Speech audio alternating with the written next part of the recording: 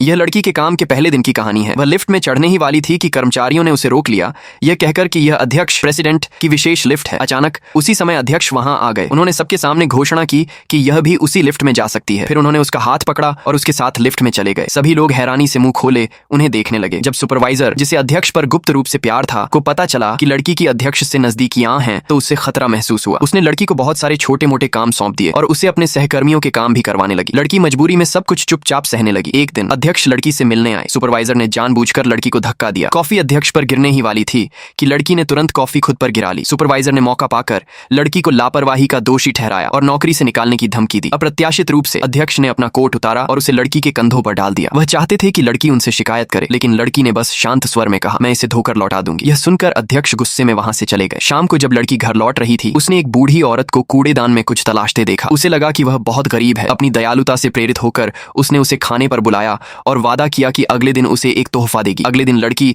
सस्ते गाजर खरीदकर उस बूढ़ी औरत के घर पहुंची, पर जब उसने सामने एक विशाल बंगला देखा तो हैरान रह गई। उसे पता चला कि वह बूढ़ी औरत असल में अरबपति है। बूढ़ी औरत ने खुशी खुशी गाजर स्वीकार की और बदले में उपहार देने की जिद की। थोड़ी ही देर में बहुत सारे महंगे तोहफे उसके सामने रख दिए गए और कहा गया कि जो चाहे ले ले, पर लड़की ने उनकी कीमतें देखकर लेने से मना कर दिया और एक साधारण सी अंगूठी चुन ली। उसे नहीं पता था कि वही साधारण अंगूठी अध्यक्ष की पत्नी की पहचान थी। बूढ़ी औरत बहुत खुश हुई क्योंकि उसने आखिर अपने पोते का काम पूरा कर दिया था। अगले दिन जब लड़की ऑफिस पहुंची, उसने देखा कि सुपरवाइजर वही अंगूठी दिखा रही है। लड़की को वह अंगूठी जानी पहचानी लगी। सुपरवाइजर ने लड़की को धमकाते हुए कहा कि यह अंगूठी अध्यक्ष की दादी ने उसे दी है और लड़की को तुरंत नौकरी छोड़ देनी चाहिए, पर लड़की ने शांतिपूर्वक अपनी जेब से वैसी ही दूसरी अंगूठी निकाल ली। सुपरवाइजर हैरान रह गई। उसने सोचा कि लड़की ने अंगूठी नकली बनाई है, इसलिए वह खुद उसे अध्यक्ष के पास ले गई और उस पर परिवार की निशानी नकली बनाने का आरोप लगाया, यहाँ तक कि जेल भेजने की धमकी दी। उसी समय वही बूढ़ी औरत वहां आ पहुंची और बोली, देखती हूँ कौन मेरी पोती बहू को तंग करने की हिम्मत करता है।